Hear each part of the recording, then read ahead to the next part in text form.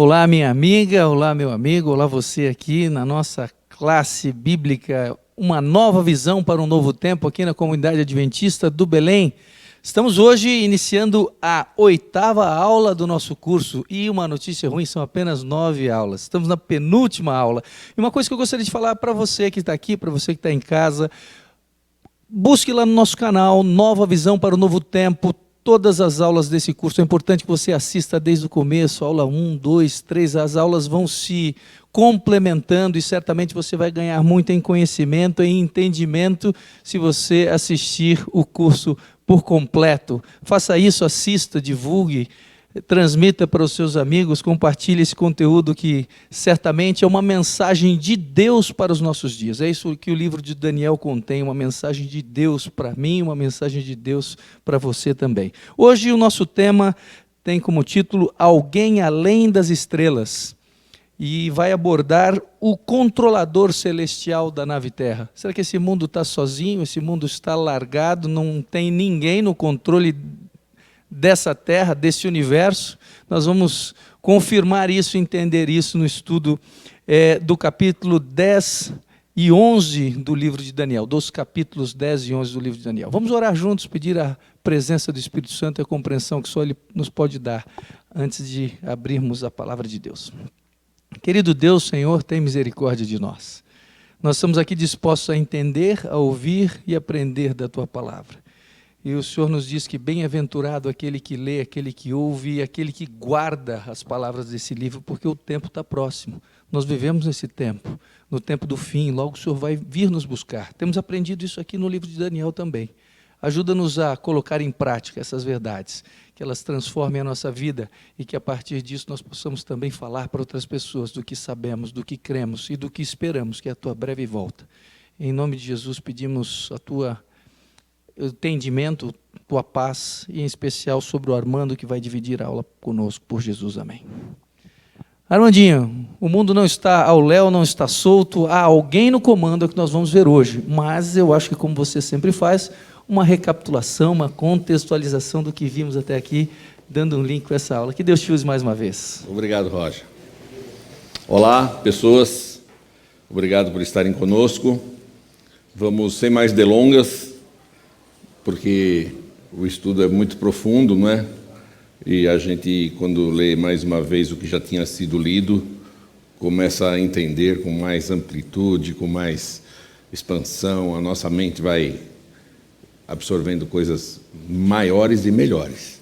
Então vamos lá, na semana passada nós mostramos que Deus tem um calendário e Ele é pontual.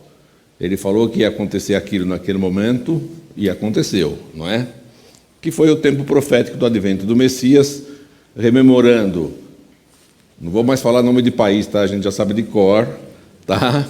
Só estou dizendo aqui que quando o Império Romano estivesse dividido, ia surgir um poder, descritos no capítulo 7 e no capítulo 8 de Daniel, o mesmo poder. Então Deus falou 2 vezes a mesma coisa do que esse poder faria, simbolizado por um chifre pequeno, que se tornou grande, que perseguiu. O alvo da perseguição era o povo fiel à Bíblia. Isso está nos 2 capítulos. Tá? Ele se autoexalta, porque ele diz assim, e eu vou mostrar de novo. Sérgio, me ajuda aqui. Jesus disse, eu sou o caminho, a verdade e a vida. E esse poder diz que a verdade é Ele. E não sou eu que estou falando, estou mostrando documentos de terceiros. Tá bem? Obrigado. Eles têm uma inteligência engenhosa, capciosa, dissimulada, tá? Eles representam um clímax final ante-Deus, porque ele se coloca no lugar de Deus.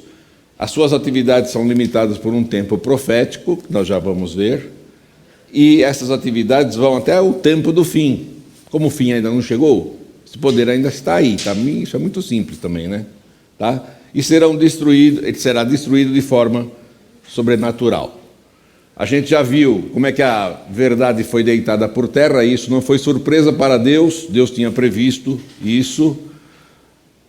Está aqui alguma coisa, salvação mediada pela igreja, não é Jesus que salva, são as penitências que você faz, as promessas que você faz. Já fez promessa? Hã? Se o Corinthians ganhar, eu deixo de tomar sorvete? Por gentileza. Confissão e perdão dos pecados pelo sacerdote, não por Jesus. Mudou a lei de Deus, embora Deus a tenha escrito com o seu próprio dedo numa tábua de pedra, a pretensão de mudar a lei. Hóstias, velas, imagens, veneração, oração pelos mortos. Olha, se você perdeu alguém, ore pela família da pessoa, sabe? Porque o morto já teve o seu destino selado, não adianta mais orar, não é? Infalibilidade dos ensinos do Papa, mas o Papa João Paulo II veio pedir perdão por todas as atrocidades que a Igreja cometeu na Idade Média, então a infalibilidade para mim se unificou. E o Papa como cabeça da Igreja, embora a Bíblia fale sempre que o cabeça é Cristo. Aí veio a pergunta, até quando essas mentiras vão estar na cabeça do povo? Até quando, não é? E veio a resposta, até 2.300 tardes e manhãs, e o santuário será purificado. Uma coisa que eu não falei na aula passada, sobre aquela oração de Daniel do capítulo 9, que é uma oração linda, mas eu quero falar um pouquinho só. O que eu quero falar? Que ele estava preocupado com a duração do exílio na Babilônia, que ele entendeu que era 70 anos, e agora fica sabendo que são 2.300 anos. Ele não entendeu e foi orar. O motivo do exílio, ele falou, foi a rebeldia do povo. O povo se rebelou contra Deus, saiu debaixo do guarda-chuva da proteção de Deus e ficou sujeito às suas próprias consequências dos seus atos, tá certo? Nos momentos cruciais de sua vida, o profeta Daniel recorreu à oração para enfrentar os desafios que estavam diante dele. Vamos relembrar? Capítulo 2. Ele foi ameaçado de morte, lembra? Junto com os outros sábios da Babilônia. Ele orou por misericórdia. No capítulo 6, ele foi jogado na cova dos leões. O que ele fez? Ele orou. E no capítulo 9, não sei o que vai acontecer com o meu povo. Eram 70 anos ou são 2.300 anos? Ele orou. Eu passei a orar mais depois que eu fiz esse quadrinho, sabia? Em sua oração, Daniel exalta o contraste entre a misericórdia de Deus e o pecado de Israel. Ele exaltou que Deus é grande, Deus é fiel e Deus é bondoso. Às vezes, quando acontece alguma coisa, eu penso assim, o Senhor é bondoso? Por que aconteceu isso comigo? O Senhor é fiel? Bom, eu sei que eu não sou. Aí já há uma confissão minha. Percebe? A confissão, ele disse, Daniel, e se incluiu no meio, o Israel foi perverso, foi rebelde às suas orientações, Senhor, e foi teimoso. Teimoso, ele não fez uma vez só. Não é? E é assim que a gente tem que orar. E aí ele pede perdão, a atenção de Deus e a graça misericordiosa de Deus. Por que eu estou falando isso? Porque, infelizmente, eu tenho muitos amigos queridos e até familiares meus que ficam repetindo orações mecânicas. E aqui eu estou levando uma surra de aula de que a oração tem que ser assim, com o coração aberto. E não adianta ficar com aquele coisinha na mão e ficar cochichando uma coisa sem prestar atenção, gente. Jesus falou isso, está lá em Mateus 6, não faça vãs repetições, vai lá para o teu quarto, teu pai que vem em secreto vai te ouvir. É assim que tem que ser, não é? E olha, ele ouve. Um apelo à graça de Deus. A oração de Daniel foi respondida e o anjo falou para ele, eu vou te dizer o que o Messias vai fazer. É muito legal isso aqui. Olha, ele vai fazer cessar a transgressão porque ele vai morrer na cruz por isso. Ele vai dar fim aos pecados porque essa morte na cruz traz perdão. Ele vai expiar a iniquidade, vai limpar a iniquidade, porque vai ficar todo mundo reconciliado com Deus, a iniquidade vai acabar. Ele vai trazer a justiça eterna. Quando eu peço perdão a Jesus, ele imediatamente me justifica. E se eu ficar com ele, eu tenho isso eternamente. Olha que legal que é isso. Ele sela a visão e a profecia. Essa profecia tem um prazo, são 490 anos. Ele vai selar isso aqui no seu ministério terrestre. E ele vai ungir o santo dos santos. Sabe o que vai acontecer? Quando ele selar aqui a profecia, ele vai para o céu, interceder por você. Olha que legal que é isso. As 70 semanas Começa com o decreto de Artaxerxes em 457, passa pela restauração de Jerusalém em 7 semanas, passa pelo batismo de Jesus mais 62 semanas sempre de anos, não é? 62 vezes 7, 7 vezes 7, assim vai. Na metade da semana, será morto, ungido. Está escrito tão claro na Bíblia, não é? E eu fico imaginando, os meus amigos judeus, me perdoem, vocês estão aguardando o Messias? Vocês não leem Daniel 9? E no final das 70 semanas, com o apedrejamento de Estevão, cumpriu-se aquilo que o anjo Gabriel tinha falado para Daniel. 70 semanas são para o teu povo, hein? Aproveita. Esses 490 anos, nós vamos dizer tudo que o Messias vai fazer. Aproveita. Eles não aproveitaram, embora Deus já soubesse isso, porque aí a salvação foi espalhada, não só para o povo judeu, para Israel, mas para todos os povos, tá certo? Muito bem. Eu tenho esta figura que diz exatamente a mesma coisa. Para chegar no final dos 2.300 anos, a gente chega até 1844, e o santuário será purificado. E aqui eu quero abrir um parênteses para a gente falar um pouquinho de santuário. Um dia, quando a gente fazer uma série sobre santuário, não vamos falar muito sobre santuário, mas vamos falar só um pouquinho hoje, tá bom? O que é o santuário? O santuário é uma tenda que Deus mandou fazer quando tirou o povo do Egito. Está lá em Êxodo 25, versos 8 e 9, e me farão um santuário para que eu possa habitar no meio deles, segundo tudo o que eu te mostrar, para modelo do tabernáculo e para modelo de todos os seus móveis, assim mesmo o fareis. Então Deus falou assim, ó, você vai fazer um santuário, mas não é do jeito que você quer. Eu tenho um modelo aqui, você vai fazer do meu jeito. E no verso 40, que eu não pus aqui, ele diz assim, conforme esse modelo é o que você vai construir. E como é que era o santuário? Era assim, uma tenda cercada por cortinas de pano, fincadas com pilastras muito bem construídas. Todos os detalhes da construção do santuário estão no livro de Êxodo. Você pega lá, Deus deu medida, tecido, material, cor, tudo do jeito que ele queria, tá? Muito bem. Então você tem uma tenda cercada por cortinas, fora da tenda você tem uma bacia de água e um altar de sacrifícios, e todo o povo de Israel se acampava ao redor. No deserto. Olha que legal que é. Muito bem, então vamos os detalhes do santuário. Uma bacia de água, onde o sacerdote se lavava. Por que ele se lavava? Ele se lavava porque o cordeiro ia ser sacrificado, e o sangue do cordeiro ia ser colocado um pouco aqui e um pouco lá dentro. O sacerdote está entrando dentro da tenda, e ele se lavava ali.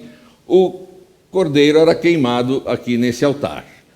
O altar do sacrifício, eu, pecador, levo o meu cordeiro lá, me ajoelho e confesso sobre a cabeça do cordeiro todos os meus pecados. Tenho que degolar o cordeiro e ele morre no meu lugar. Não devia ser uma cerimônia simples, hein? Tá? E o sacerdote aqui. Isso no pátio do santuário. Então o cordeiro era morto no pátio. O sacrifício. Dentro daquela tenda tínhamos 2 compartimentos. Essa cortina fica fechada, mas aqui ela está aberta. Ela separa o lugar santo do lugar santíssimo. No lugar santo, o que nós temos? Um candelabro de 7 velas, uma mesa, um incensário de ouro. Essa fumaça subia, atravessava essa cortina, ia lá para o lugar santíssimo, e uma mesa com 12 pães. Tudo isso será explicado na série sobre o santuário. No lugar santíssimo, a arca do concerto, e dentro da arca, a lei de Deus dos 10 mandamentos. Se a lei de Deus dos 10 mandamentos está dentro da arca do santuário, quem é que pode mudar isso? Fala para mim. O Shekinah é sobre a tampa da arca, que tem um nome legal. O Shekinah é a presença de Deus, tá?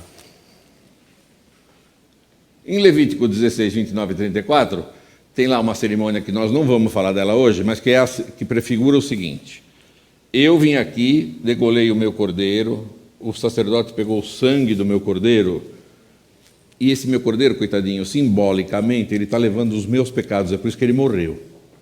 E eu, que cometi os pecados, fui justificado pela morte de um inocente. Está certo? Então eu vou para casa limpinho, mas o meu pecado ficou no sangue do cordeiro, que o sacerdote levou para dentro do santuário e botou naquele altar de incenso que está lá.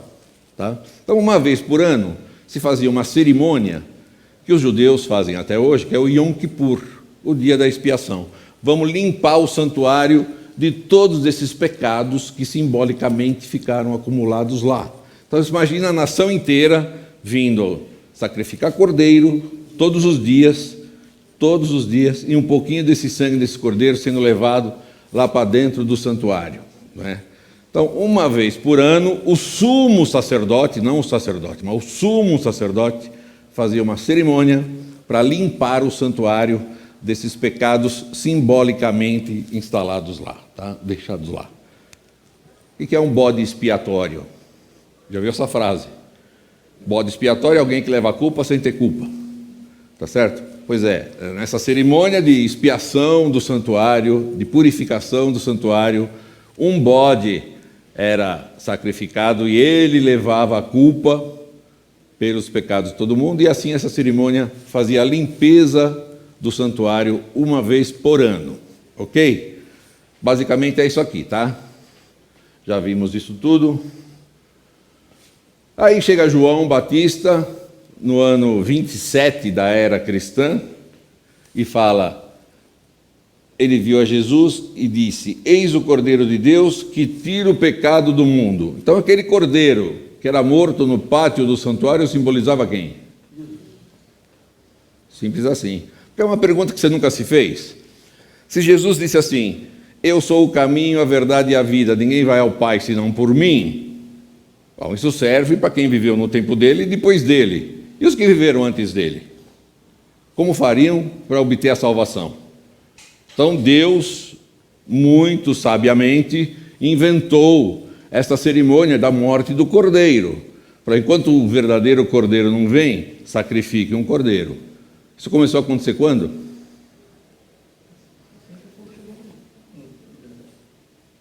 Isso começou a acontecer no Éden.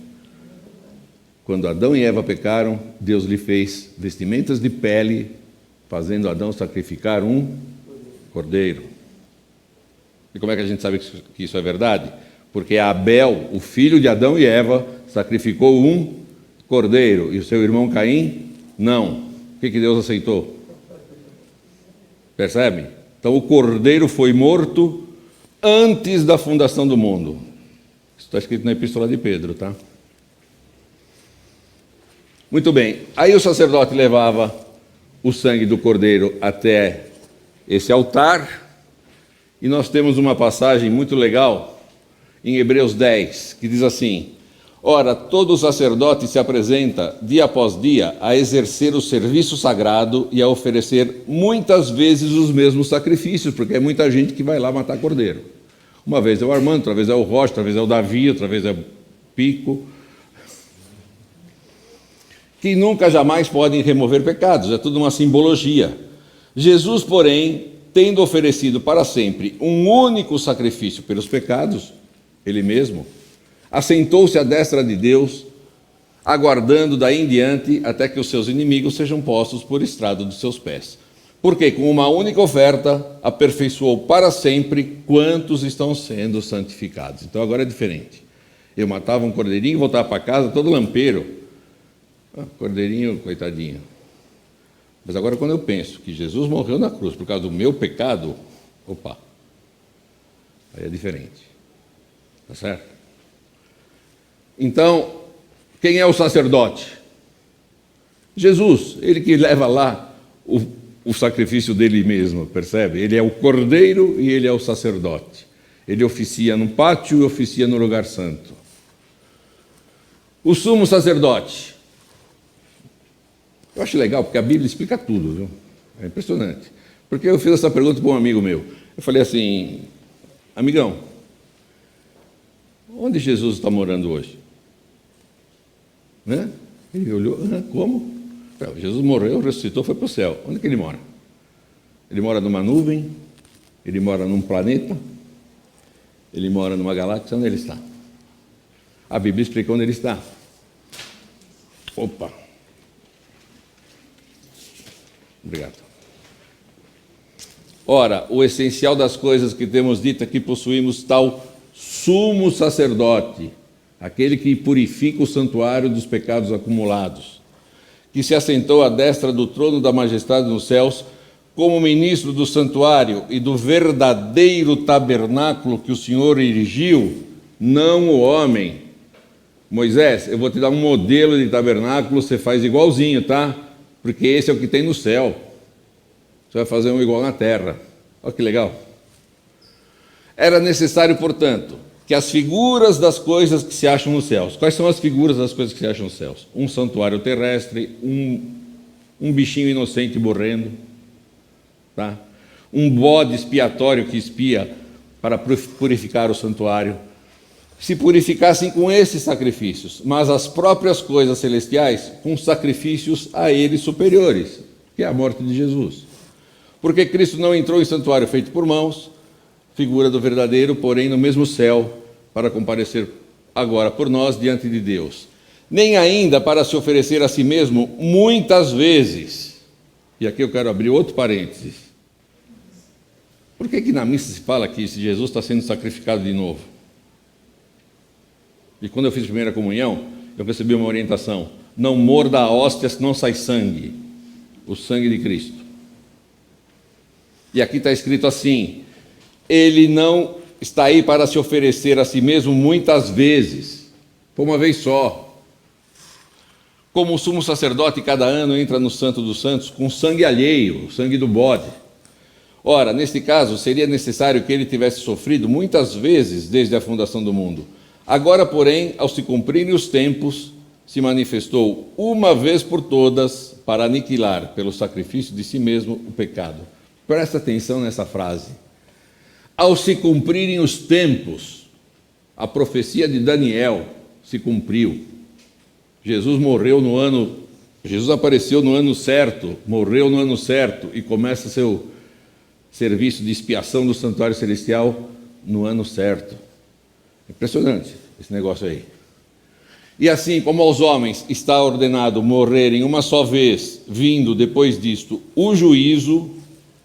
Outro parênteses, os meus amigos espiritualistas, não tomem a Bíblia como parâmetro para a reencarnação, porque aqui está escrito assim: está ordenado aos homens morrerem uma só vez, ponto.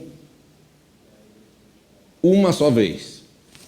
Depois disso, o juízo. Assim também Cristo, tendo se oferecido uma vez para sempre, para tirar os pecados de muitos, aparecerá a segunda vez, sem pecado, aos que o aguardam para a salvação. Hebreus 9, 27 e 28. A cerimônia que acontecia no pátio era a morte do cordeiro. Representava quem? Jesus. No lugar santo, o sacerdote entrava com o sangue do cordeiro. Quem é que comparece perante Deus? Jesus. Uma vez por ano, no lugar santíssimo, o sumo sacerdote expiava os pecados. Quem é que está lá em cima, olhando nos livros? Quem é que confiou nele e eliminando os pecados dessas pessoas? Estão percebendo a simbologia do santuário terrestre com o celestial? Jesus. Gente, se Jesus faz tudo, eu vou falar outra vez para você, desculpa. Por que você ora para outro intermediário? Dá certo? Os sacrifícios do Velho Testamento todos apontavam para Jesus, o Cordeiro de Deus que tira o pecado do mundo. Eu quero mostrar uma coisa para vocês. Ele foi o Cordeiro, o sacerdote e o sumo sacerdote. Há um santuário no céu, o verdadeiro tabernáculo que o Senhor erigiu, não o homem. Nele Cristo ministra em nosso favor, tornando acessíveis aos crentes os benefícios do seu sacrifício expiatório oferecido uma vez por todas na cruz. A gente já leu Daniel 7, versos 9 e 10. Assentou-se o tribunal e abriram-se os livros. E ali Jesus está fazendo então a expiação do santuário celestial, vendo lá. Você confiou nele, ele pega aquele pecado que está registrado lá, ele apaga com o sangue dele. Qual vai ser a norma do juízo? Tem que ter uma norma, né? Porque senão eu vou falar para ele, mas peraí, por que o senhor está me condenando? Não sei por que eu errei. Meus amigos evangélicos falaram que a lei foi abolida. Se não tem lei, não tem pecado. Se não tem lei, não tem punição. Se você entrar numa rua que é contramão, mas não tem placa lá, como é que vai saber? Porque importa que todos nós compareçamos perante o tribunal de Cristo, para que cada um receba segundo o bem ou o mal que tiver feito por meio do corpo. Está claro isso? Não precisa de explicação?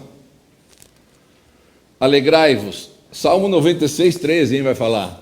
Na presença do Senhor, porque vem julgar a terra, julgará o mundo com justiça e os povos consoante a sua fidelidade. Vai ter um dia que todo mundo vai comparecer perante o tribunal de Cristo e a regra é a lei de Deus. Por isso que a lei de Deus está lá no santuário celestial, dentro da arca. Aí tem uns amigos que falam assim, não, mas alguma coisa mudou. A gente já viu que Jesus não mudou nada, né? Está Mateus lá, Mateus capítulo 5, 17 em diante. E Tiago, quero chamar a atenção o seguinte, Tiago escreveu essa carta dele uns 30 anos depois da morte de Jesus. Tá? Pois qualquer que guarda toda a lei, mas tropeça em um só ponto, se torna culpado de todos. Porquanto aquele que disse, não adulterarás, também ordenou, não matarás. Então, 30 anos depois da morte de Jesus, para Tiago, a lei estava em vigor ou não?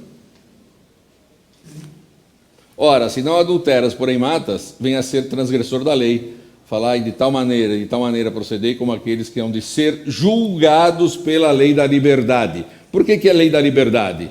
Porque quando está escrito assim, não matarás, se todo mundo obedecesse, eu podia sair de casa livremente. Se todo mundo obedecesse à lei, percebe por que é a lei da liberdade? Que legal que é. Esse é um dos aspectos dela ser lei da liberdade. Muito bem. Nesse serviço típico, o santuário era purificado com sangue de animais, mas as coisas celestiais são purificadas com o perfeito sacrifício do sangue de Jesus. Daniel 7. Você tem um leão alado, um urso, um leopardo, um animal terrível, da onde saíram 10 chifres, um chifre pequeno que transformou a religião numa bagunça. No Daniel 8, você tem um carneiro no lugar do urso, um bode no lugar do leopardo, um rei feroz no lugar do animal feroz e um chifre pequeno, que é o mesmo, tá? São duas vezes falando a mesma coisa. Daniel 9, você tem a profecia das 2.300 tardes e manhãs e a purificação do santuário, e eu só quero te dizer o seguinte, Daniel 7, 8 e 9 estão conectados de uma tal maneira que não dá para lê-los separados. E eu vou tentar fazer essa conexão aqui agora. Já sabemos disso. Capítulo 7, ele inicia-se com Babilônia, que é o leão alado. Ele fala de um julgamento, assentou-se o tribunal e abriram-se os livros. Termina com o reino eterno. Diz que Deus vai estabelecer um reino para sempre. Ela é uma profecia mais longa e ela apresenta no final Cristo como rei. O capítulo 8... ele inicia assim, 457 a.C., fala de 2.300 tardes e manhãs, vai até 1844, é uma profecia longa, e apresenta Cristo como sacerdote. Daniel 9, Jesus como Messias, inicia-se também em 457 a.C., falando de 70 semanas, 490 anos para o povo judeu, termina no ano 34 da era cristã, é uma profecia curta, e apresenta Cristo como sacrifício. E agora nós vamos ler como os judeus leem da direita para a esquerda. A gente lê da esquerda para a direita, né? Vamos ler daqui para lá.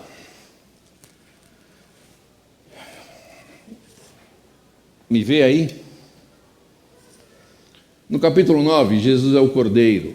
No capítulo 8, ele é o sacerdote. E no capítulo 7, ele é o rei, porque era o rei que julgava naquele tempo. No capítulo 9, por ser o Cordeiro, ele perdoa o meu pecado. No capítulo 8, como sacerdote, ele me imputa a sua justiça no lugar dos meus pecados. E quando ele voltar como rei, ele vai executar o juízo. No capítulo 9, o cordeiro era sacrificado no pátio. No capítulo 8, o sacerdote entra no lugar santo. E no capítulo 7, o julgamento é feito no lugar santíssimo. No capítulo 9 ele fala da minha justificação. Quando eu aceito Jesus, eu sou imediatamente justificado. Lá no céu, ele está providenciando a minha santificação. Ele manda o seu Espírito para que eu não peque mais. E quando ele voltar, ele vai me glorificar. Então, Davi, justificação, santificação e glorificação é que fazem parte da salvação. E tem gente que para aqui. Jesus me perdoou, está tudo certo. Ele me perdoa quando eu aceito de tudo que eu fiz no passado. Ele me ajuda com a minha santificação no presente para que eu seja uma pessoa cada dia melhor, porque eu li na Bíblia que quem está em Cristo, nova criatura é. E quando ele voltar, ele me assegura um futuro, eu tenho um futuro garantido. Já ouviu isso? Capítulo 9 representa o sacrifício de Jesus. O capítulo 8, o ministério de Jesus. E o capítulo 7, o reinado de Jesus. Não é legal isso aqui? Mas tem mais. Porque isso aqui aconteceu na terra, ele veio até aqui. O seu ministério acontece no céu e o seu reinado vai ser pela eternidade. Cara. Olha que legal que é isso aqui, Alexandre. Olha só, tem mais. Isso daqui é o que Jesus faz por nós, morreu por nós. Isso daqui é o que ele faz em nós. Ele está querendo que eu, lá de cima, ele está querendo me dar seu Santo Espírito para que eu seja melhor, que você seja melhor, percebe? E quando ele voltar, ele vai dar a eternidade para nós. Aqui eu tenho meu pecado perdoado, aqui eu tenho meu pecado expiado, e finalmente, quando ele voltar, o pecado vai ser eliminado. Isso aqui acontecia no pátio, no lugar santo e no lugar santíssimo. Olha que legal. Um dia Jesus falou assim, ele suscitou a ira dos judeus quando ele disse assim, vendo esse templo aqui de Salomão maravilhoso, vou derrubá-lo e em 3 dias eu reconstruo de novo. Ficaram possessos. Olha o que ele quis dizer. Porque no pátio tem o altar de sacrifícios e a pia. No lugar santo, mesa dos pães, o altar de incenso e o candelabro. E no lugar santíssimo, a arca da aliança com as tábuas da lei. E quando a gente olha, pudesse pegar um drone e olhar o santuário de cima, ele tem a forma de uma... Olha que coisa linda, gente. E Jesus diz assim, eu não preciso mais do santuário terrestre, não precisa mais sacrificar cordeiro, porque eu morro e ressuscito daqui 3 dias, e vocês têm que crer em mim. Olha que legal que é isso.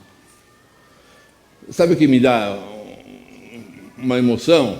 Porque ele cuida do meu passado, do meu presente e do meu futuro, e Satanás olha para esse plano e fala assim, mas eu não posso falar nada do Armandinho. O senhor resolveu o passado dele, está ajudando ele no presente e vai dar um futuro garantido, eu não tenho brecha. Percebe por que Satanás quer tirar Jesus das cabeças das pessoas? Porque se todo mundo acreditar nisso, Satanás perde a parada. Se confessarmos os nossos pecados, ele é fiel e justo para nos perdoar os pecados e nos purificar de toda a injustiça. Aula de hoje. Alguém além das estrelas, o controlador celestial do voo da nave Terra. Eu pus esse título pelo seguinte, tinha uma série que dizia assim, que a Terra é a terceira rocha depois do Sol. Como se fosse uma rocha voando ao léu, mas tem um controlador. Então vamos lá, capítulo 10 é uma disputa do bem contra o mal, eu vou falar rapidamente. Ele revela a certeza de que existe alguém além das estrelas. Nós não estamos sozinhos nesse universo, não. Existe um Deus pessoal que ama e se preocupa com as suas criaturas. Verso 1, Daniel 10. No ano 3º de Ciro, rei da Pérsia, foi revelada uma palavra a Daniel, cujo nome se chama Beltesazar, e a palavra era verdadeira e envolvia um grande conflito. E ele entendeu a palavra e teve entendimento da visão. Daniel estava orando, porque 70 anos, eu quero ir para casa, não é? Em nossos dias o tempo também está prorrogado, nós já estamos vivendo na prorrogação, hein, gente? Porque daquela estátua lá, faz 1500 anos que nós estamos no final da estátua. Está na hora de a pedra chegar. Daniel orou para que os judeus fossem libertados e voltassem a Jerusalém para adorar. O nosso momento de libertação está próximo. Agora, presta atenção nisso aqui. Naqueles dias, eu, Daniel, estive triste por 3 semanas completas, 21 dias. Ele jejuou e orou por 3 semanas. E não aconteceu nada. Alguma vez você já orou e aparentemente não teve resposta? 21 dias você esperou ou mais? Aí ele levantou os olhos e viu um homem vestido de linho, e os seus lombos cingidos com ouro fino de ufaz, e o seu corpo era como turquesa, e o seu rosto parecia um relâmpago, e os seus olhos como tochas de fogo, e os seus braços e os seus pés como cor de bronze polido, e a voz de suas palavras como a voz de uma multidão. Quem foi que apareceu para ele? Jesus. Fiquei, pois, eu só, e vi esta grande visão, e não ficou força em mim, e ele desmaiou. Daniel perdeu vitalidade. Quem era aquela pessoa com tanta glória? Daniel 10 tem a mesma descrição de Apocalipse 1, que fala de Jesus, tá? Bom, aí ele foi fortalecido, e eu gostei que está no verso 11, gente. E me disse: Daniel, homem muito amado, está atento às palavras que te vou dizer, e levanta-te sobre os teus pés, porque eis que te sou enviado. E falando ele comigo esta palavra, eu estava tremendo. Veio alguém falar com ele, mas eu gostei dessa frase: homem muito amado. Você sabia que você é muito amado lá no céu? Sabia? Eu vou te falar uma coisa. Você sabia que se você fizer alguma coisa muito errada, você vai continuar sendo amado? E você sabia que se você se esforçar para fazer coisas certas, Deus não vai te amar mais do que Ele já te ama? Porque Ele já morreu por você. Então me disse: não temas, Daniel, porque desde o primeiro dia em que aplicaste o teu coração a compreender e a humilhar-te perante o teu Deus, são ouvidas as tuas palavras, e eu vim por causa das tuas palavras. Agora quem está falando com ele é um anjo. Eu fui enviado, porque desde o primeiro dia que você começou a falar, o pessoal começou a prestar atenção. Não pensa que você ficou falando 21 dias em vão. Desde o primeiro dia, as suas preces são ouvidas e Deus está providenciando a solução. Como é que Jesus falou? Pedi. Mas o príncipe do reino da Pérsia me resistiu 21 dias. Quem é o príncipe do reino da Pérsia? Ciro era o rei da Pérsia. Quem é o príncipe do reino da Pérsia? Quem será? Jesus explica: agora é o juízo deste mundo, agora será expulso o príncipe deste mundo. Quem é o príncipe deste mundo? Olha o que Paulo fala: em que noutro tempo andasse segundo o curso deste mundo, segundo o príncipe das potestades do ar, do espírito que agora opera nos filhos da desobediência. Ó, você está deixando o mundo te levar? Você está seguindo o curso do mundo? O mundo tem um príncipe, ele tem um controlador, por enquanto, temporário, mas é ele. E ele faz com que as pessoas sejam desobedientes. Está sabendo disso agora? Sabe qual é a principal artimanha de Satanás? É fazer as pessoas pensar que ele não existe. É fazer os intelectuais falar que diabo é coisa de carochinha, é coisa de ignorante. Essa é a maior artimanha de Satanás. Ciro é o rei, o príncipe do reino da Pérsia resistiu. O príncipe do reino da Pérsia é o príncipe desse mundo. Ele é príncipe de todos os reinos deste mundo. Satanás não queria que Israel voltasse para Jerusalém. A oração de Daniel fez a diferença. porque ele continuou clamando. A oração faz a diferença. Então, qual é o conselho que eu te dou? Não desista. Porque o que teria acontecido se Daniel tivesse cessado de orar? A razão de suas orações nem sempre serem respondidas imediatamente é porque existe um conflito entre anjos bons e maus na mente de cada pessoa. Aquela história daquele desenho animado, que a gente vê um anjinho de branco numa orelha e um anjinho de vermelho com um tridente na outra orelha, é verdade. Daniel 10 está explicando o grande conflito entre o bem e o mal. E está dizendo assim, cada vez que alguém quer tomar uma atitude, um anjo vem assoprar na orelha para que ele tome a pior atitude. Percebe? Não desista. 1 Pedro 5,8. Sede sóbrios e vigilantes, o diabo, vosso adversário, anda em derredor como um leão que ruge procurando alguém para devorar. Está escrito aí, na Bíblia. E agora vem uma coisa aqui de Efésios 6. Olha só. Revesti-vos de toda a armadura de Deus para poderdes ficar firmes contra as astutas ciladas do diabo. Presta atenção aqui. Cilada é um negócio que você espera? Não. E uma astuta cilada? E uma astuta cilada do diabo, que segundo a Bíblia era perfeito em sabedoria e tem pelo menos 6.000 anos de experiência. É fácil? Que chance a gente tem? Porque a nossa luta não é contra o sangue e a carne. Pessoal, nossa briga não é contra os homens. A nossa briga é contra os principados e potestades, contra os dominadores deste mundo tenebroso. Vou repetir. Os dominadores deste mundo tenebroso. O príncipe desse mundo, que deixa o mundo em trevas. Contra as forças espirituais do mal nas regiões celestes. Percebeu por que o mundo está desse jeito? Porque tem alguém pervertendo a cabeça das pessoas, a cabeça dos governantes, dos repórteres, dos fazedores de filmes, de desenhos animados, de livros, professores. Mas tem uma saída. Efésios 6, 13 e 16 diz assim: portanto, tomai toda a armadura de Deus, para que possais resistir no dia mau, e depois de teres vencido tudo, permanecer inabaláveis. Estai, pois, firmes, cingindo-vos com a verdade e vestindo-vos da couraça da justiça.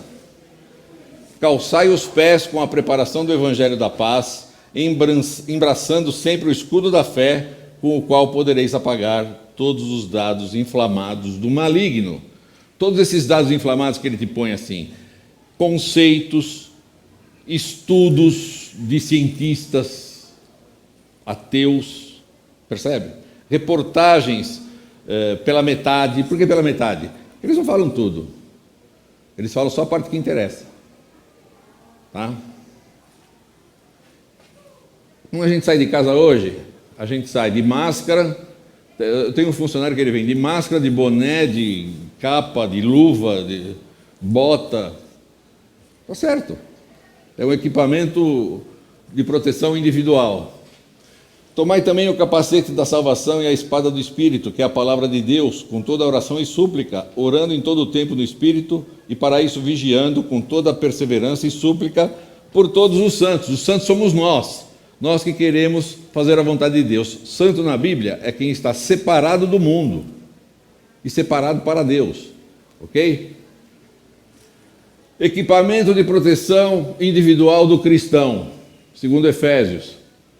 Você tem que sair de casa de máscara, de tudo isso, mas também com a verdade, com a couraça da justiça, com o calçado do evangelho da paz.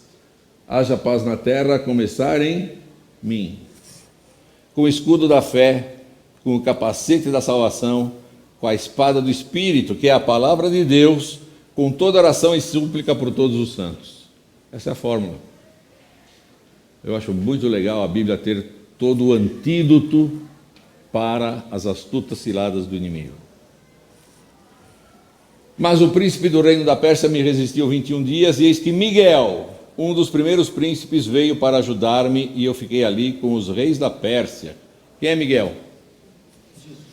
Ele é mencionado só em 5 lugares da Bíblia, todos eles em confronto direto com Satanás. Miguel quer dizer, quem é como Deus?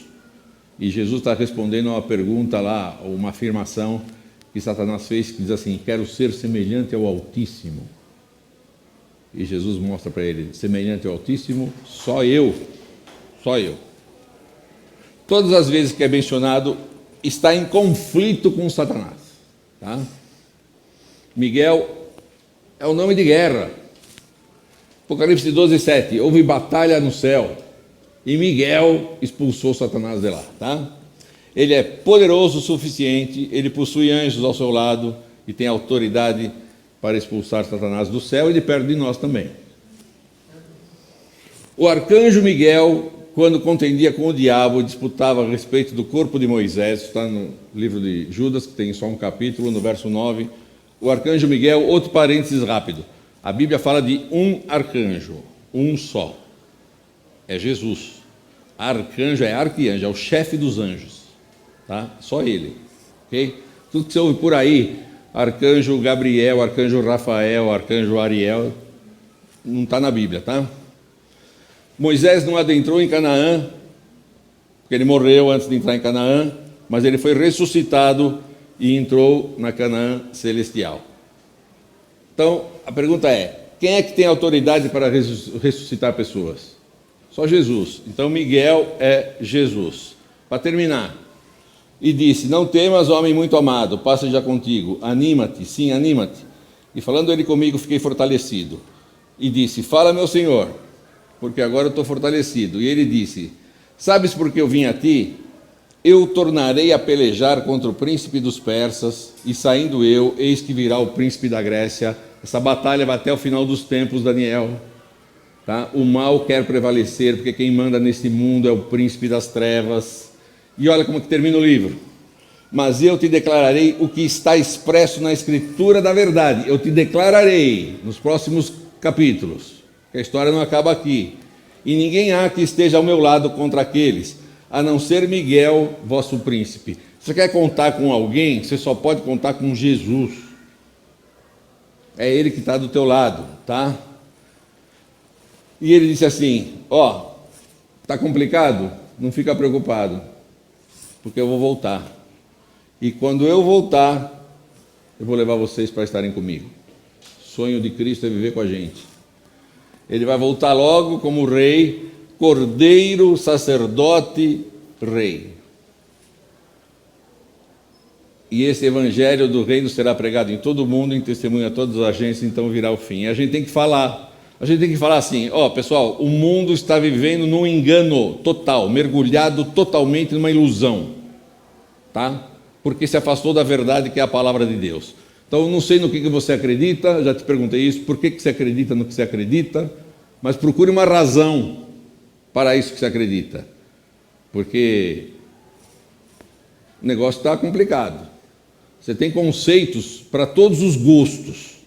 Você vai achar um que te atenda, que você fica confortável. E quem falou que tem que ser assim? Né? A vontade de Deus é que todo mundo acreditasse na Bíblia.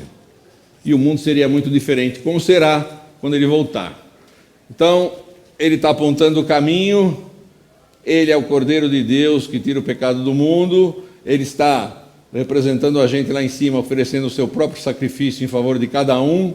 Ele está julgando quem é que aceitou isso. Porque ele, quando voltar, ele vai levar para lá quem aceitou isso. Quem não quer saber de Jesus, fica aqui.